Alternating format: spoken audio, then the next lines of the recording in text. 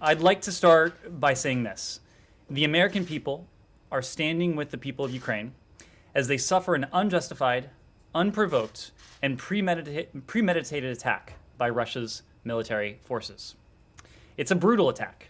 It's a brutal attack that is endangering the lives and livelihoods of millions of civilians. We will not falter in our resolute support for Ukraine's sovereignty and territorial integrity. This is a dangerous moment for Europe and really for freedom-loving people everywhere. Putin's assault on Ukraine is an attack on the principles that undergird global peace, stability, and security the world over. But Putin didn't account for everything, and he didn't account for the bravery and resolve of the people of Ukraine. We commend the Ukrainian people for showing strength and determination in response to an unprovoked attack by the Kremlin. We have seen Ukrainian soldiers demonstrate incredible bravery in the first day of self-defense, shooting down Russian aircraft, firing at tanks, and holding many of the positions while under violent assault. The Kremlin continues to use disinformation, including false reports alleging, again falsely, the widespread surrender of Ukrainian troops. Moscow is resorting to outright lies in an effort to weaken the resolve of Ukraine's military and of its people. We are also witting of reports that the Russian Federation plans to threaten to kill the family members of Ukrainian soldiers if they do not surrender. These tactics are classic intimidation. They are synonymous with the Kremlin. They are unacceptable. This isn't the first time, of course, Putin has decided that his country can attack another country with impunity. Moscow's further invasion of Ukraine is part of a pattern of the Kremlin's of destructive behavior. The Russian Federation, of course, invaded Georgia in 2008. It continues to occupy territories within Georgia's borders, and for decades, it has stationed troops in Moldova without host government consent. Tomorrow, the United States will join Ukraine in solemnly marking the 8th anniversary of Russia's 2014 invasion and brutal occupation of Crimea, a flagrant disregard for international law, as well as Ukraine's sovereignty and territorial integrity. The United States reaffirms, as we always have, Crimea is Ukraine. The Ukrainian people have known 30 years of independence, and while building their democracy, they have shown relentless and inspiring pursuit of liberty, of peace, of security, of human dignity, and they continue to show that they will not go back in time. As we approach the 7th anniversary of the brutal murder of Boris Nemtsov, we are reminded that many Russians disagree with Putin's brutal and imperialist tactics and policies. The citizens of Russia who are peacefully protesting, including in Putin's own hometown and in dozens of other cities across the Russian Federation, are rejecting his violence against the people of Ukraine. We deeply respect them. We respect their bravery. We respect their heroism. They are out in the streets demanding that Russia's government, their government, stop this unprovoked and unjustified war. We've seen leading Russian journalists denouncing Putin's war of choice. We have heard of Russia's mothers concerned about the reckless deployment of their sons to a needless war. These courageous people of conscience in Russia persist. They persist despite the Kremlin's reinvigorated crackdown. This, too, is classic from Putin's playbook. Whenever challenged by people, his own people, speaking truth and opposing views, his tactic is to silence them. The people of Russia, as we have said time and again, are not our enemy. We hold President Putin and his cronies responsible for this war, not them.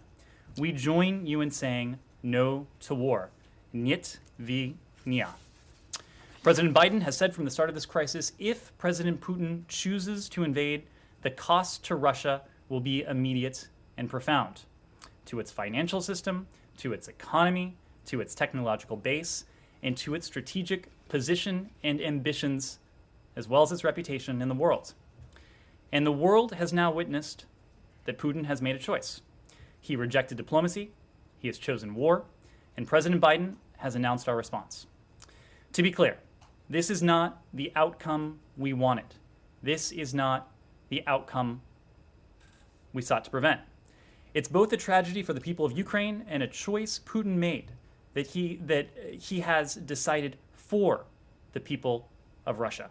This is a choice that has been decided for them, not by them. Putin's war of choice has required that we follow through on imposing the massive consequences and severe costs, and that we ensure his flagrant violation of international law will be a strategic failure. We stand united with our NATO allies and partners in Europe and around the world in confronting the Russian government and holding President Putin and those around him to account. Thanks, Ned. I just want to, I think you might have misspoken. This is the outcome you sought to prevent, right? This is the outcome that we sought to prevent. Can I ask you, this may be already kind of OBE, but you know, there was this proposal, the Chinese and the Chinese proposal the Russians seem to have picked up on, at least for an hour or so, about talks between Russia and Ukraine happening in Minsk. I know the Secretary spoke to Foreign Minister Kuleba today. What's the U.S., what's your thinking about the efficacy of such talks? Well, Matt, you've heard us say before that over the course of several weeks leading up to the events that we've seen recently in Ukraine, the assault on Ukraine, its sovereignty, its territorial integrity, and really its people, that Moscow engaged in a pretense of diplomacy. That was before the invasion started. Now we see Moscow suggesting that diplomacy take place at the barrel of a gun, or as Moscow's rockets, mortars, artillery target the Ukrainian people. This is not real diplomacy. Those are not the conditions for real diplomacy. We and our allies have called for a real diplomatic solution from day one. President Zelensky, for his part, has repeatedly reached out to President Putin, but his outstretched hand at every turn was met now by silence and now bombs. If President Putin is serious about diplomacy, he knows what he can do. He should immediately stop the bombing campaign against civilians, order the withdrawal of his forces from Ukraine, and indicate very clearly, unambiguously to the world that Moscow is prepared to de-escalate. We have not seen that yet. So you don't think it's a good idea?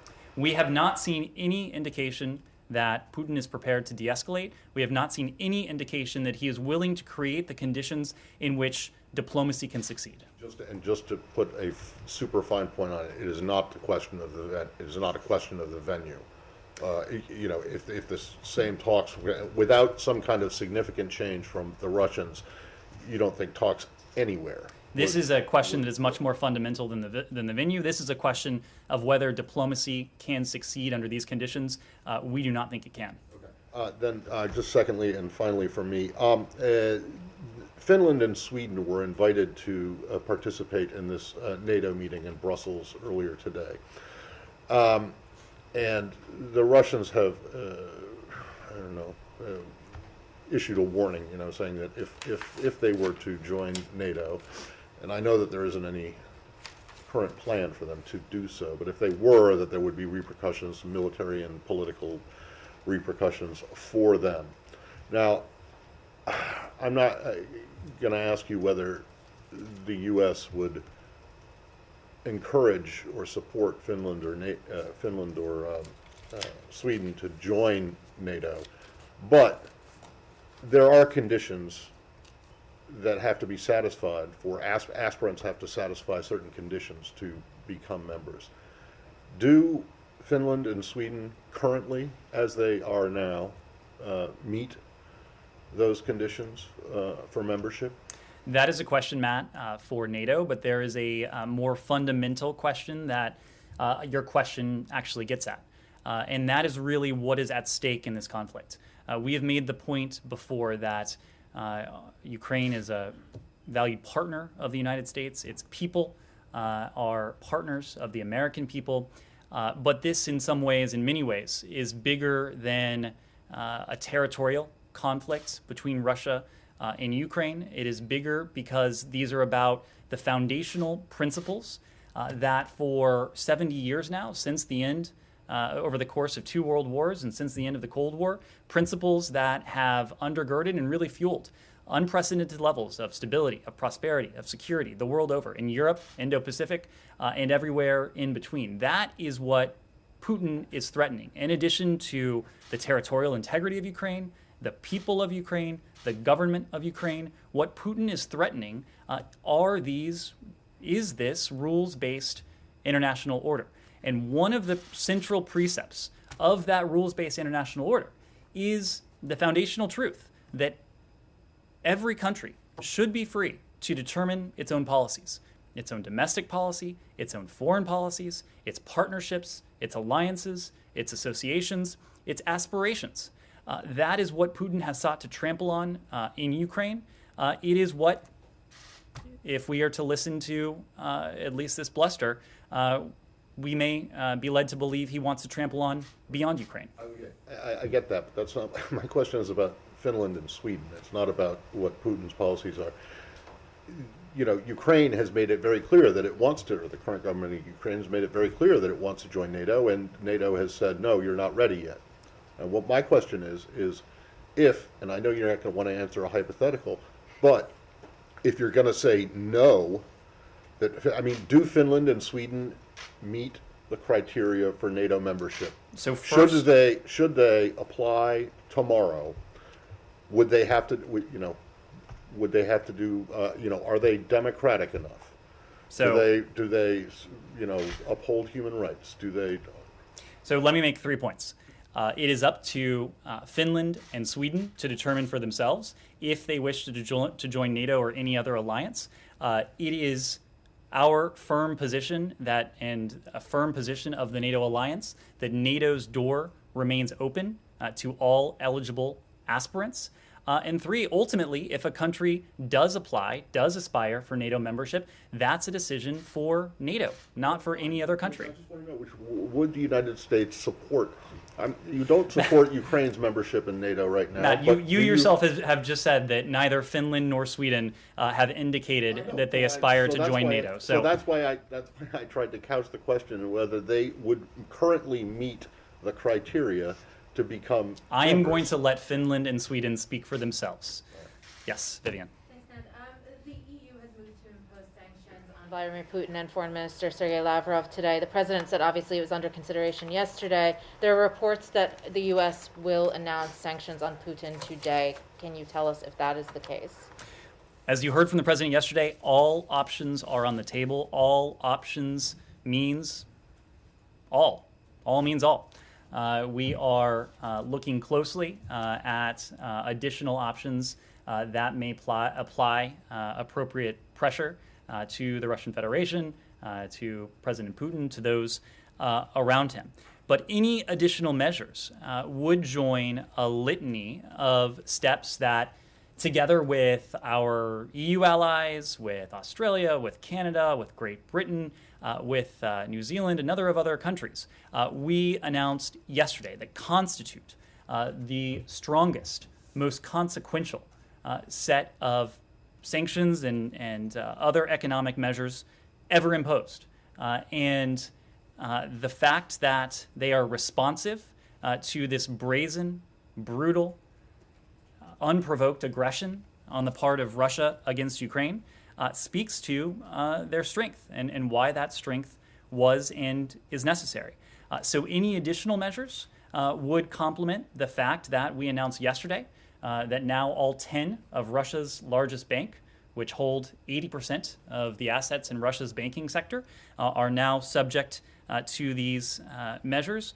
The export controls that we have the Department of Commerce, to be specific, imposed yesterday now block the import of some 50% of the strategic imports that Moscow would need for its strategic positioning, its strategic ambitions. The fact that the Russian government is now cut off in terms of its sovereign debt from Western financing. The fact that elites around President Putin are now sanctioned and subject to those attendant restrictions.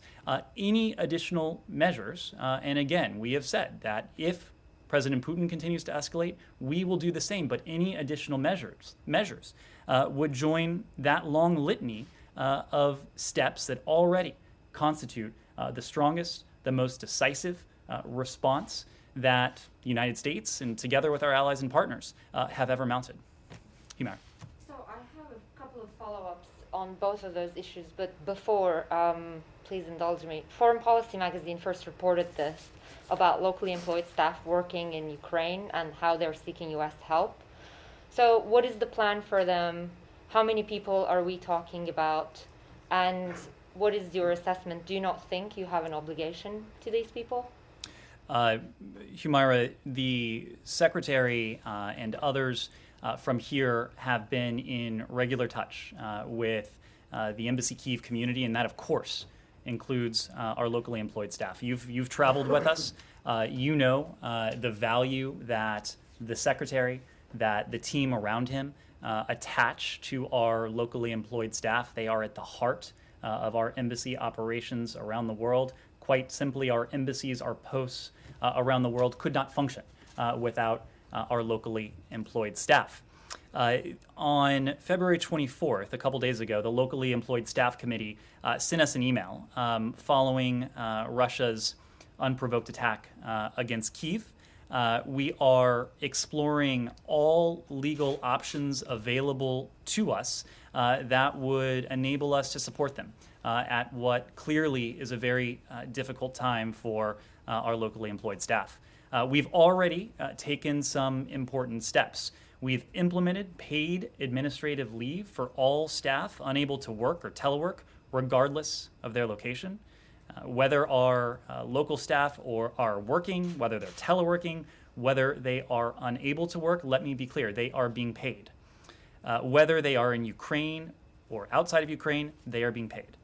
We have established a dedicated communications channel for all of our locally employed staff to contact us with their questions, with their concerns, so that we can be responsive directly to them.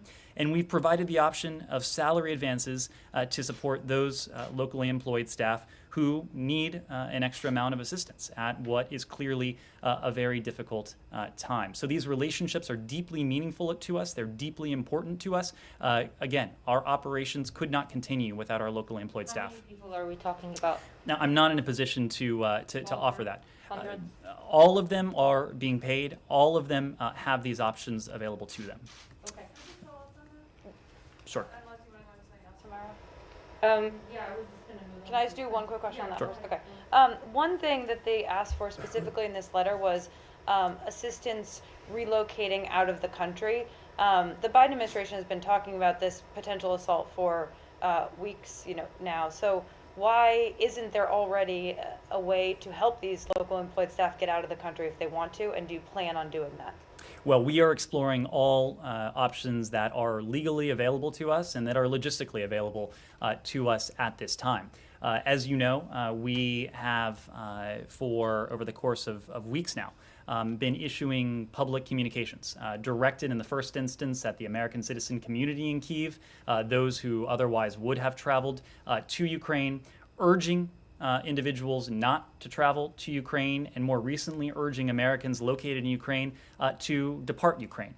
We have, of course, provided guidance to our locally engaged staff, locally employed staff, who had come to us seeking guidance, seeking direction. So I can't speak to specific cases. I can't speak to specific decisions or choices that may have been made, but we are here to support them in every conceivable way that we can. And is there any reason to believe they'd be specifically subject to Russian aggression? I'm sorry? Is there any reason to believe that these locally employed staff would be specifically subject to Russian aggressions? I have not seen any indication that they would be targeted for their role, but we have seen every indication that this is intended to be on the part of the Russian Federation, not only an assault on Ukraine's territorial integrity, not only an assault on its government, but also an assault on the Ukrainian people. So we are deeply concerned about the intentions, the motivations of the Russian Federation. It's why we are seeking to bring this unprovoked, needless war to an end as quickly as we can. Humara. Just Just on this, do you know, were there any local staff who accompanied the people who went to Lviv and were working in Lviv and who have since now been relocated basically to Poland and who would have gone and are now temporarily at least living in Poland? It was a core embassy team, Matt. That just Americans, or were there local staff too? it was a core embassy team. I'm not in a position to offer if there were any locally employed staff with them. Humar. Just to close the loop on sanctions, and then I'll move on to UN very briefly. So the assessments out there about how long it would take Russian forces to overrun Kiev is mentioned like in days. And yet the president and others in this government said yesterday sanctions would be more impactful in time. Is it fair to say then in the immediate term, U.S. is basically unable to stop Putin? I don't think you heard anyone say that. What you have heard us say is that, well, let me back up. Over the course of months now, we have been ringing the alarm bell as we had information available to us as early as late last year that Vladimir Putin had these intentions. We started to see his forces mobilize around that time. You remember in November of 2021 when we first started to speak about this publicly. Beyond our public messaging, we engaged in robust private diplomacy behind closed doors to ensure that our allies and partners around the world knew what we knew so that we could operate in tandem with one another. When it comes to the sanctions that you mentioned, these were coordinated with allies and partners around the world. Part of what gives them the bite, the heft that they have, is that these were not just measures that were introduced by the United States, but also by the European Union. It doesn't matter how many people, how many countries introduce that. It's a matter of time. And we're talking about days, and President openly said that they don't have the days. But you will look, if you see what has transpired in the Russian marketplace over the course not only of recent days, but of recent weeks. The threat of these massive consequences have pushed the ruble to its lowest levels in years, pushed the Russian stock market, pushed down investor sentiment, and have made clear that these measures have tremendous bite. And we saw that yesterday when these measures were introduced. So what is true is that these measures are designed to garner strength, to garner momentum over time. But with their immediate introduction yesterday, on top of the measures that we imposed on Monday in response to President Putin's recognition of these so-called republics in eastern Ukraine, you have seen that there has been an immediate effect. There has been an immediate bite. My final one is on UN. The vote is delayed for an hour. Do you know why? I do not. You would need to Are you ask the UN. confident you've got UAE and India to vote yes? We are confident that the Russian Federation will be and will be shown to be isolated on the world stage. We are confident that our partners, that our allies around the world will stand in very clear, very stark opposition to this aggression, to this assault on Ukraine's territorial integrity, to its independence, to its sovereignty. We have every expectation that message will emanate loud and clear from this UN session. All your partners, including India and UAE. We have every expectation that message will be loud and clear to the Russian Federation, unambiguous to President Putin. Yes? Can I follow up on something that you said when you were speaking with Matt? You said if you were to listen to the blunder of President Putin, you might believe he was willing to go beyond Ukraine. Do you have reason to believe that that is the case?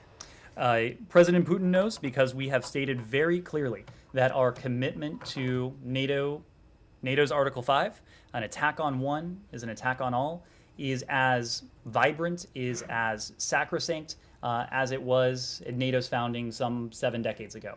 You heard the president say again yesterday that we will fight for every inch of NATO territory. That is a message that we have made very clear in public. It is a message that we have conveyed very clearly in private. I have no doubt that message has reached President Putin. And one separate question. I want to do a follow-up. And then I'll hand it right back to you. But is there anything specific to indicate? The NATO Secretary General said today that there are indications that the Kremlin's objectives expand beyond Ukraine? Is there anything to suggest from the U.S.'s perspective that they do? Well, what we have seen from President Putin, not only in recent days, but in recent years, is his desire to go back to an era that has long since passed, an era in which spheres of influence are acceptable, an era in which large countries can bully small countries, an era in which might equals right. That is an era that should have ended, certainly with the fall of the Berlin Wall, certainly with the end of the Cold War. But of course, President Putin has other desires, other aspirations. It is our task to reinforce the rules that have, again, governed the international community over the course of some 70 years, but certainly in more recent years since the end of the Cold War. Abigail. Can you give us any update on your efforts to help Americans who are still in Ukraine? I know you are always hesitant to give exact numbers, but do you have any further indication of how many Americans have crossed over the border into Poland, for instance? So, as you've heard us say, we don't have precise figures in any country around the world of the number of Americans who are present in a foreign country at any given time. And you know those reasons well. We don't track Americans. We don't require them to register. We don't require them to unregister when they leave a country. In the case of Ukraine, however, we did have an estimate, and we do have an estimate dated from October of last year of Americans resident in Ukraine. At the time, October of 2021, there were 6,600 Americans resident in Ukraine by our estimation. And that estimation was based on data from our Ukrainian partners. It was based on data that was available to us as well, including data from local organizations. That same month, October of 2021, is this very same month that we started warning Americans not to travel to Ukraine. Those warnings were later superseded by clear and consistent encouragement to Americans to leave the country, and most recently, warnings that Americans should leave the country. So since October of 2021, we have seen a sweeping shift in the advice and guidance we have provided to Americans who either sought to travel to Ukraine or Americans who might have been resident in Ukraine. So while we don't have a firm number of Americans who are there, we have good reason to believe, and I think all of you have good reason to conclude, that the number of Americans in Ukraine now is far lower than 6,600. What we have been doing over the course of weeks now is communicating with Americans who are located in Ukraine, asking them to be in touch with us, providing us their contact information so that we in turn can provide them specific, tailored guidance about what they should do to depart the country. We have done so in the context of commercial air travel when that was available, and now more recently we provided specific, consistent guidance on how Americans can travel overland to leave the country, including offering them specific advice as to which border crossings to go to so that they can travel from Ukraine into Poland with ease. We've conducted diplomacy with our Polish allies to make sure that Americans need not provide any sort of advance notice when they seek to travel from Ukraine into Poland. We've set up a welcome center on the Polish side of the border with representatives of the State Department there to offer them any advice, any forms, any guidance they may need to complete their onward travel. So we've been in regular, consistent touch with Americans who are in Ukraine and Americans who have made that travel into Poland. Yes, sir. Ned, if I may, I'd like to follow on sanctions. So you mentioned those additional measures means additional sanctions, but what might be the trigger? What might trigger them? So what else are you waiting from Moscow? Moscow is bombing Kyiv and other Ukrainian cities. I have the moral right to tell about this. I'm not speculating because my family spent this night in the shelter. So what else might happen? And just to push administration to apply the additional sanctions. And secondly, if I may, there are a lot of talks in Ukraine about the possibility of some kind of talks with the Russians. President Zelensky told about this in his statement that maybe America and United Kingdom may back in Ukraine in those conversations. So what's your message to Ukraine? Do you think that it's necessary right now or it's the wrong way? Thank you. Thank you. So we do believe that diplomacy is the only responsible way to address this. That was our belief prior to the start of the Russian invasion. It is our belief now that the Russian invasion and assault on Ukraine has begun. At the same time, we want to see diplomacy conducted in a context and an environment in which it can succeed. Our concern had been, prior to the Russian invasion, that, again, Moscow was using the so-called pretense of diplomacy, pretending to take part in serious diplomatic discussions, having these staged, highly choreographed meetings of the National Security Council, where President Putin would instruct his lieutenants to engage in diplomacy, only as he continued to amass his forces. Now we see offers of diplomacy at the barrel of a gun. We see these offers as tanks continue to roll across the border, as your fellow countrymen, your fellow countrywomen remain subject to unimaginable levels of violence and brutality by the Russian Federation. We want to make clear to President Putin that diplomacy by the barrel of a gun, coercive diplomacy, is not something that we are going to take part in. It is not something that will bring an end to this conflict in a real, genuine, and sustainable way. We do want to see diplomacy succeed. That is why we are doing everything we can through our public messaging, but in some ways, much more importantly, through the measures we have introduced over the past couple days, coercive measures that are designed to contour President Putin's next moves, to put pressure on his economy, on his financial system, on those around him, and on President Putin himself, so that we see de-escalation, we see diminution of violence, we see withdrawal of forces. We have not seen any of those things just yet, but these measures were just instituted, and it is our sincere desire to see this going forward so that we can work diplomatically to bring an end to this senseless, unprovoked violence. In terms of sanctions, as we've said, we have instituted the most biting, the most crippling, the most devastating set of sanctions together with our allies and partners that the world has ever seen. And we have additional measures that if we do not see de-escalation, if we do not see a diminution in violence, that we are prepared to enact, again, together with our allies and partners. Yes? Following up on diplomacy, there was a memo sent around today to State Department employees calling for the cancellation of all government-to-government contacts with Russia unless it was a major national security interest topic, and those were listed. I'm just wondering what the goal of that approach is, what you guys think that does. The goal of... Cutting off most of the contacts unless it's of a high national security interest topic. So, again, Russia's actions, it's needless, unprovoked, unnecessary, brutal campaign against Ukraine has fundamentally changed the relationship that Moscow has not only with the United States, but with countries around the world.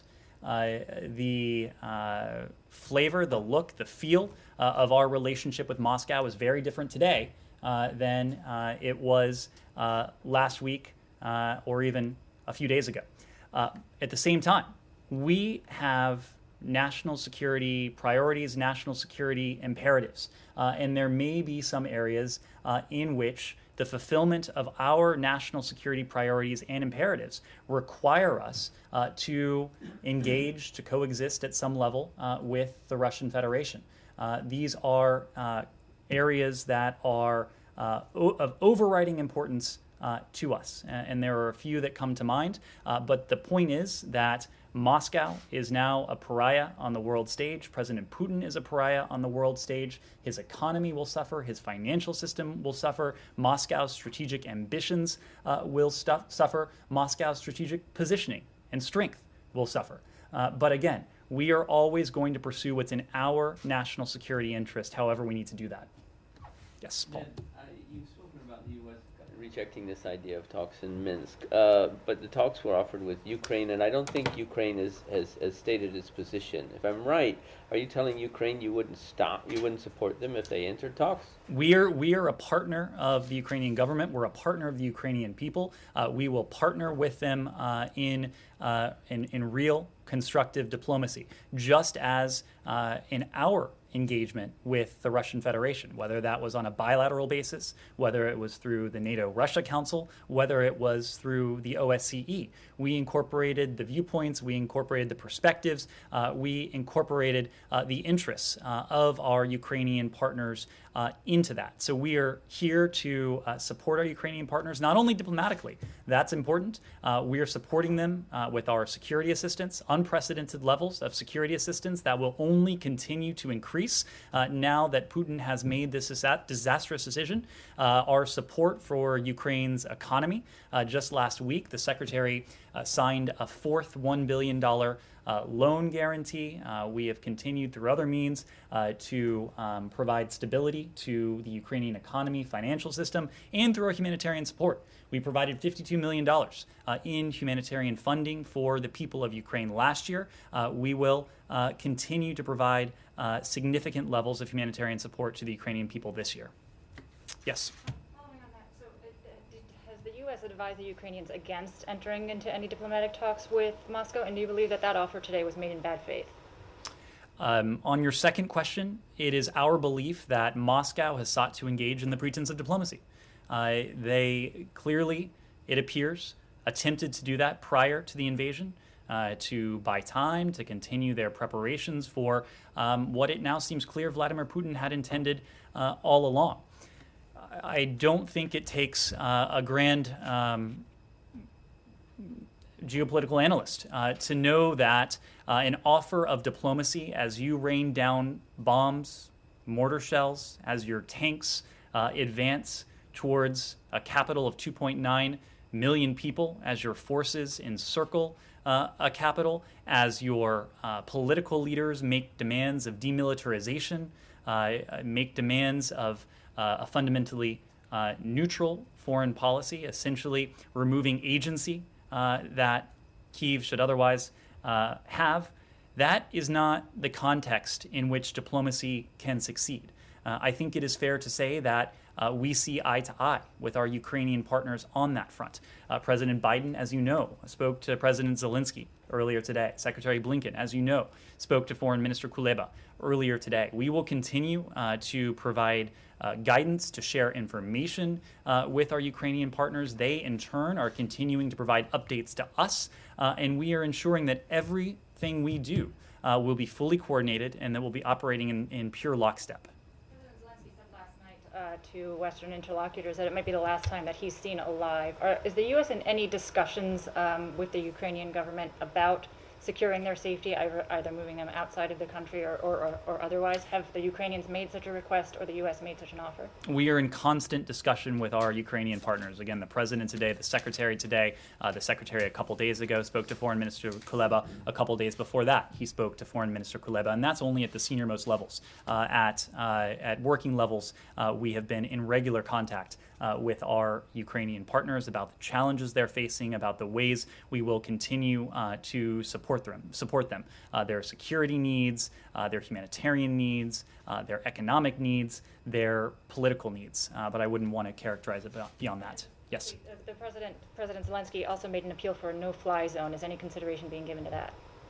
We are in regular dialogue, as I just said, with our Ukrainian partners. We are looking at a range of ways we can continue to support them, but I wouldn't want to go beyond that. Well, on the halt in the bilateral talks with Russia, can you give us a couple of examples of issues that are of such significant national security interest that they will continue? Well, I'll offer one at least. Of course, it remains in our interest to see to it that Iran is never able to acquire a nuclear weapon. The fact that Russia has now invaded Ukraine should not give Iran the green light to develop a nuclear weapon, to weaponize, to move towards the point at which it can quickly acquire a nuclear weapon. It remains as in our interest today to deny Iran that ability than it was on Saturday. Lalit. Wait, hold on. Okay, that's one, but you know, the list that I saw includes the Arctic Council, it includes climate change talks. Is there anything significant that, like, does it include the strategic dialogue? We have no plans to take part in another strategic dialogue at the moment. At the moment. At the moment. And again, all of this stuff is suspension. It's not permanent. So should Russia change its point, course, these would resume. Much like sanctions, these are a means to an end.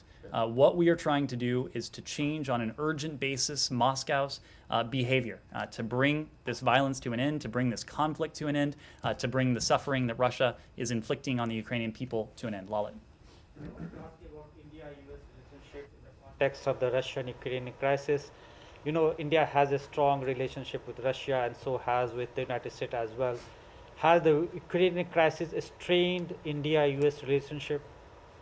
We have a broad strategic partnership with India. As you know, we had an opportunity to see our Indian counterpart, Foreign Minister Jaishankar, in Australia just the other day when we were in the Indo-Pacific for a meeting of the Quad. What we have done, including in the context of the bilateral discussion we had with Foreign Minister Jaishankar in Melbourne, was to share our fervent belief that countries around the world, especially those countries that have a level of influence, of clout, of leverage with the Russian Federation, needed to use that to good effect, needed to use that to protect the rules-based international order, again, that have worked to the benefit of the United States, that have worked to the benefit of our European allies, that have worked to the benefit of India, and, quite frankly, have worked to the benefit of the Russian Federation over the course of some 70 years.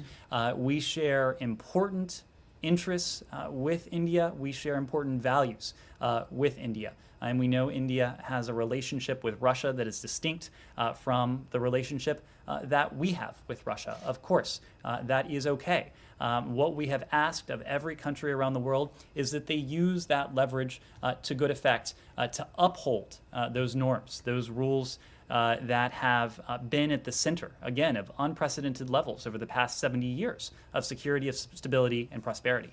And you believe that India has that influence or leverage over Russia? Well, India has a relationship with Russia that we certainly don't have. India and Russia have a relationship, including in the defense and security sector, that we don't have. And again, we have asked every country that has a relationship, and certainly those countries that have leverage, to use that leverage in a constructive way. I have one more question on Pakistan's Prime Minister Imran Khan was recently in Moscow when Russian attacked Ukraine. This was the first time in 20 years a Pakistani Prime Minister have visited Russia. Do you see realignment of forces there? Well, I will leave it to our Pakistani partners to speak to their position on this. What I can say is that we communicated to Pakistan our position on what was then the threat of a Russian invasion and what is now the ongoing Russian invasion against Ukraine. Just as India does, Pakistan knows precisely where we stand on this. These are, again, rules, norms, guidelines that benefit India, Pakistan, the United States, and Russia as well. Yes, sir. Thank you. I have a follow-up on Minsk talks and a broader point about the conflict. Has the United States been explicitly asking the Ukrainians not to take part in the proposed talks?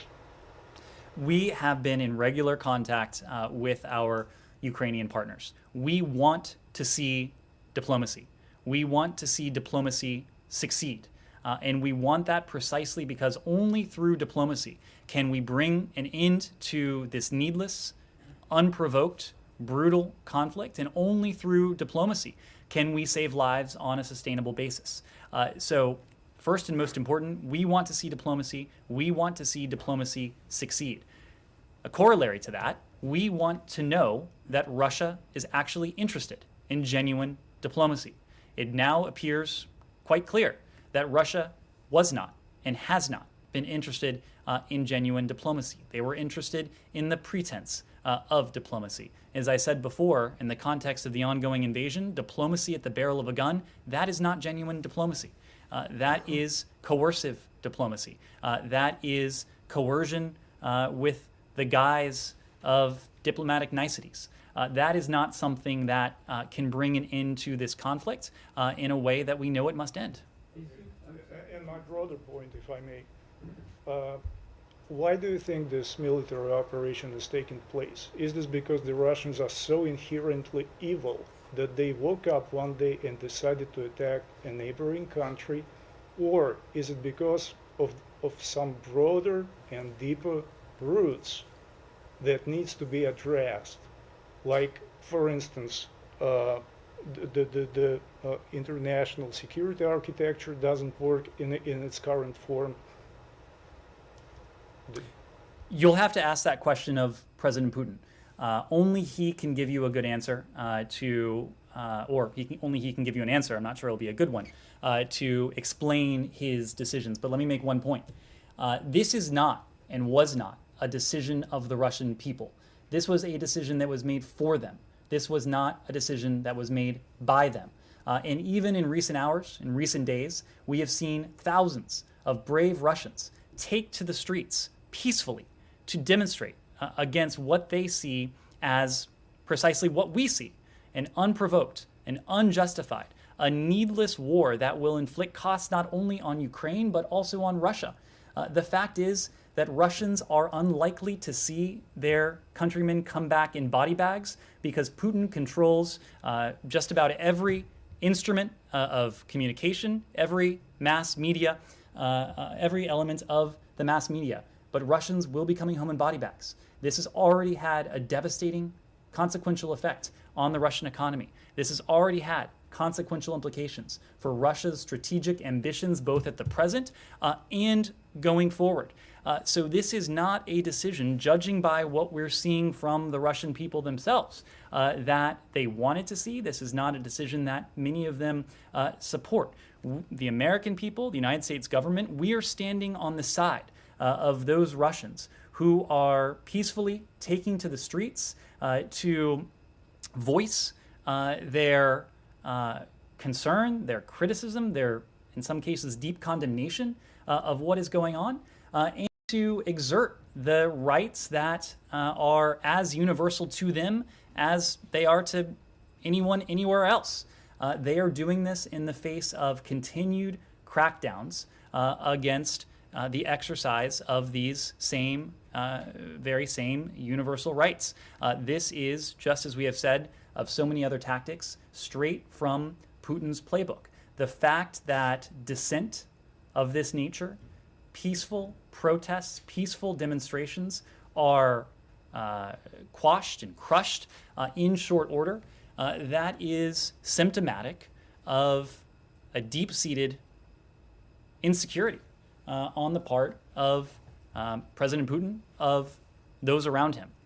So I want to be very clear that even though this was a decision, a reckless, brutal, costly decision by President Putin and his lieutenants, we are under no illusions that this has the support of the Russian people. And in fact, we're seeing the Russian people indicate very clearly, many of them, that this is something they reject. Can I have one more on that? Sure. Would the United States like to see a resumption of talks on Euro-Atlantic security and maybe even talks with China about the international security architecture overall, to maybe try and update it or overhaul it as necessary?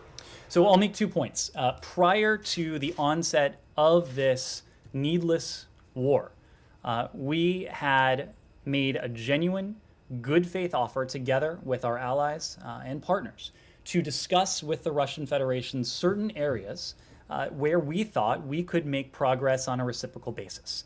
These would have been discussions about, just as you said, broader European security architecture, the placement of offensive missiles in Europe, arms control protocols, arms control agreements, steps when it comes to stability, transparency as well. That was very much on the table. The Russian Federation, again, engaged in this pretense of diplomacy with us. There was an exchange, as everyone knows by now, of written proposals, written responses. There were high-level meetings, all of which culminated in what we've now seen, the Russian invasion of Ukraine, perhaps an invasion that was planned all along. That is not our near-term priority. Our near-term priority for diplomacy going forward is to bring, as quickly as possible, an end to this needless violence, this brutality that the Russian Federation is directing against the Ukrainian state, against the Ukrainian government, and against the Ukrainian people. That is our near-term focus. Can I go back to the bilateral talks just for a second? Because I think I asked the wrong question. I should have, instead of asking you what is exempted, because I've seen the list of exemptions, and it's frankly huge. Can you give us an example of the kinds of talks that now are no longer going to take place? You're asking me to... Well, I mean, are we talking about cultural exchanges or what? I mean, because if Matt, you look at the list of stuff that's exempted, you start with the JCPOA, you go to climate, you go to COVID, you go to anything having to do with consular affairs. What you you will go see... to anything that the seventh floor thinks is significant enough, which could be anything. So I'm just wondering, what is it? You will that see. is, You will have see. the Arctic Council in there. You will have see every single. You will see a focus on our core national security interests. Yeah, but every international organization, you know, contact with the Russians at every international organization is carved out. It's exempted from this. Matt, I'm not sure this. I'm going from the ICAO to the Arctic Council to the OSCE. To we are going to pursue. No, I know. So what has been banned or halted because of this directive? We are going to pursue what is in our national security interests. Some of the things you just listed are fundamental to our national security interests. Just because Russia has taken this action doesn't mean that we should stop caring about our own security, the well-being, the welfare, the safety, the security of the American people. You've seen for yourself at least what purports to be a list of areas where we need to engage, we might need to engage to pursue those core national security interests. I will leave it to your well-informed imagination what might not meet that criteria. I'm just wondering, can you point to something specific that is now no longer able to be talked about with Russians bilaterally because of this? Because it just seems like almost everything that one can imagine, except for, I don't know, licensing for artwork to come to be loaned to a museum the Russian, is included. The is unprovoked exempted. Russian invasion of Ukraine has contoured, has changed our bilateral relationship. So, please, Vivian. About what talks? Arms talks. So, are they off the table completely now? At this point, we do not have any plans for the next iteration of the Strategic Stability Dialogue. Arms control is an area, whether it's in the context of the JCPOA, if you want to consider that an arms control agreement, or the fact that the United States and the Russian Federation have the two largest nuclear arsenals on the planet. It would remain in our national security interests to see to it that nuclear material, nuclear warheads, that nuclear stockpiles remain under control, in the positive control of the Russian Federation, that stockpiles that remain, that nuclear arsenals remain small as possible.